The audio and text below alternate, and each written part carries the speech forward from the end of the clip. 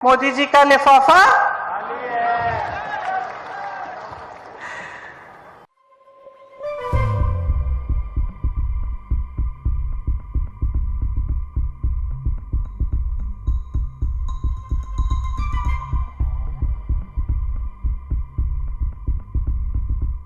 ये बात चुभ रही है इनको, क्योंकि ये बात सच ही होगी। और ये बात इसलिए चुभ रही है क्योंकि जो काम ये करते हैं उससे यही दिख रहा है बार बार। वो कहते हैं महिलाओं के लिए आरक्षण, आरक्षण कब आएगा? 10 साल बाद। बिल पास हुई अभी, आरक्षण आएगा 10 साल बाद। इसका मतलब क्या है? मोदी जी का लिफाफा। हमने जाति जनगणना की बात की, इन्होंने ओबीसी वर्ग के लिए बोला कि हम आगे बढ़ाएंगे, हम खूब काम करेंगे एससी, एसटी, ओबीसी के लिए। फिर जब हमने जाति जनगणना की बात की,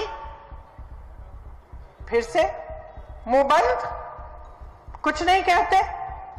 क्यों? क्योंकि मोदी जी का लिफाफा।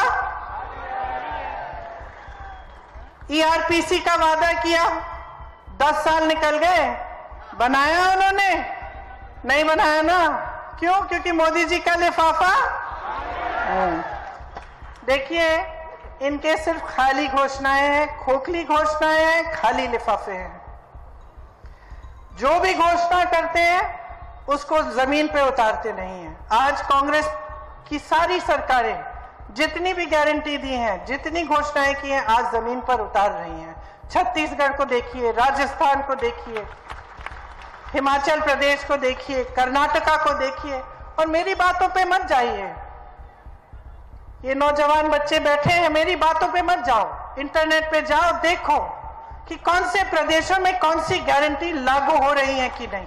ऐसा इंस्टीट्यूट बनाओ जो विश्व में प्रसिद्ध हो जाए, और उन्होंने किया।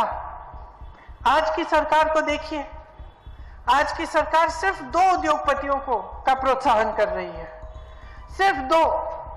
उनके जो मित्र हैं उनको पूरी देश की संपत्ति सौंपे जा रहे हैं। देश के बंदरगाह, देश के एयरपोर्ट, देश के जितने भी बड़े बड़े पीएसयू थे। अब आप सोचिए, मैंने भविष्य की बात की। भविष्य में सोचते हैं तो सबसे ज्यादा क्या होता है जरूरी भविष्य के लिए? नौजवानों के भविष्य के लिए।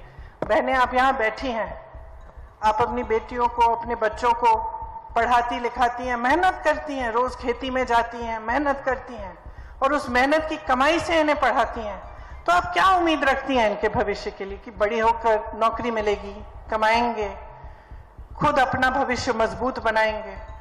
तो अगर एक ऐसी सरकार है जो रोजगार बना ही नहीं रही है, तो फिर आपके भविष्य का क्या होगा? जिसका विजन नहीं है, रोड मैप नहीं है कि रोजगार कैसे बनेंगे। शिक्षा की एक नई संस्था नहीं बनाएंगे, जो पुरानी है उनको भी बिगाड़ के रख देंगे।